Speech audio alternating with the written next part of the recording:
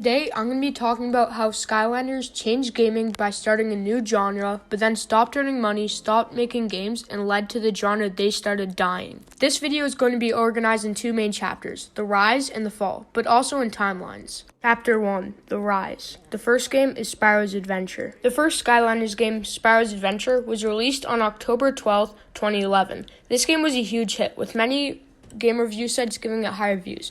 For example, IGN gave it an 8 out of 10. When you bought the game, it came with a portal where you would put your figures on it, and it came with some starting figures. So when this came out, it was extremely cool. You got a game and figures you could use in the game. Within the first year, over 30 million figures were sold.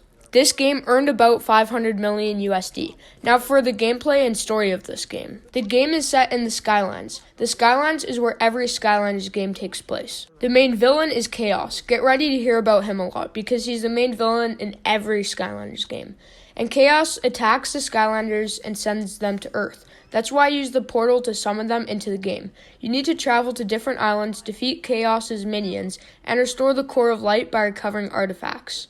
You eventually stop Chaos and restore balance to the Skylands. This game established almost all the features every other Toys to Life game would use after it. The second game is Skylanders Giants. Skylander Giants was released in 2012, a year after the first game, and this game also got an 8 out of 10 review on IGN. Skylander Giants is often called the best game in the series because it did everything the first game did, but added things that fit perfectly. Skylander Giants ended up earning $500 million in the first year, and became one of the best-selling games in the USA and Europe. You were able to use your figures from the previous game and the new ones they added. They also added giants to the Skylanders universe. They were bigger and stronger than Skylanders and could break special blocks and levels. The story takes place right after the first game. This time, Chaos is trying to control an ancient army of robots called the Archaeans, and that's why giants were added, to fight the Archaeans. Eventually, you defeat Chaos, and he loses control of his giant robot, and it launches him away. The next game is Skylanders Swap Force. In 2013, Skylanders' first competitor came out, Disney Infinity. 1.0 was released for this game, and it focused on Disney and Pixar properties, introducing their sandbox concept and playsets. Like Skylanders, they released a new version every year. In 2013, they sold 3 million starter packs. Skylanders also released a game in 2013 called Skylanders Swap Force. This game's gimmick was that certain Skylanders, called Swap Force Skylanders, could mix with other Swap Force characters, creating new combinations with different abilities. I personally think that this concept is awesome, and others also thought this, because this game was also received well, getting an 8.2 out of 10 on IGN, the highest rating for a Skylanders game yet. In its first year, this game earned about $450 million. The story in this game is about Chaos, and he's building a machine, the Doom Station of Ultimate Doomstruction.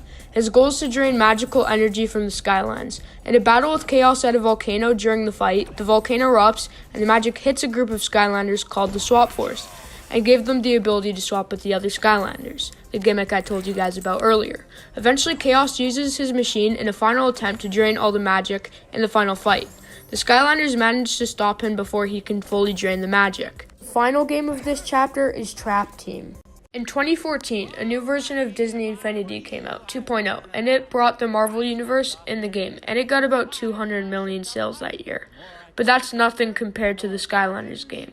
This year, Skylanders released another game called Skylanders Trap Team. This is the game right before the downfall of Skylanders. This game earned about 400 million in revenue. Its reviews were good. It got 8.2 out of 10 on IGN, just like Swap Force. The story for this game is about how Chaos broke into Cloudcracker prison and set all the villains free to get his own evil army. But the villains don't really listen to him. The Skylanders get special crystals and trap these villains and use them as playable characters. And like always, you eventually defeat Chaos. Chapter 2, The Downfall of Skylanders. The first game is Skylanders Superchargers. In 2015, a new competitor came out called LEGO Dimensions, and I personally think that this is a way better game than Disney Infinity. This game sold well and earned hundreds of millions in its first year, but still underperformed Skylanders. Disney Infinity also released its last update, 3.0, which added some Star Wars stuff into the game. The Skylanders game that released this year was Skylanders Superchargers, and this is around when the hype started to die.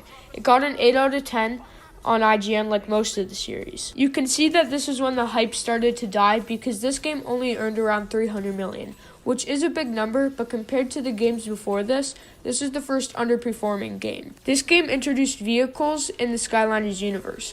That's basically what the story centered itself around. Like usual, you're trying to stop Chaos. But this time he discovers the Dark Rift engine, and Chaos uses it, and it starts destroying the Skylands. So the Skylanders use their own vehicles, and they fly in the air, go on water, and land. Eventually, the Skylanders defeat him. Now for the final game, Skylanders Imaginators.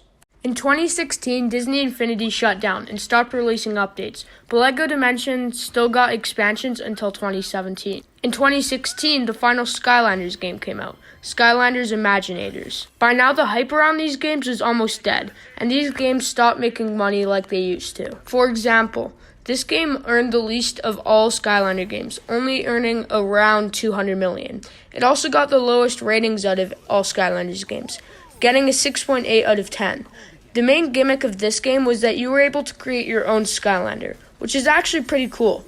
In the story, Chaos releases the power of mind magic to create his own army, but the Skylanders also get it, which is why you can create your own Skylander. In the end, you end up defeating Chaos like all the other games. Although this was the end of the Skylanders games, it wasn't the end of Skylanders as a whole, because in 2016, a Skylanders show came out called Skylanders Academy, and it was a pretty good show. It was my first introduction to the Skylanders series, so maybe that's why I really like it. But that's all for this video. If you want more like this, make sure to like and subscribe, and if you made it this far, make sure to comment your favorite Skylanders game, and if you didn't or did like the show. See ya!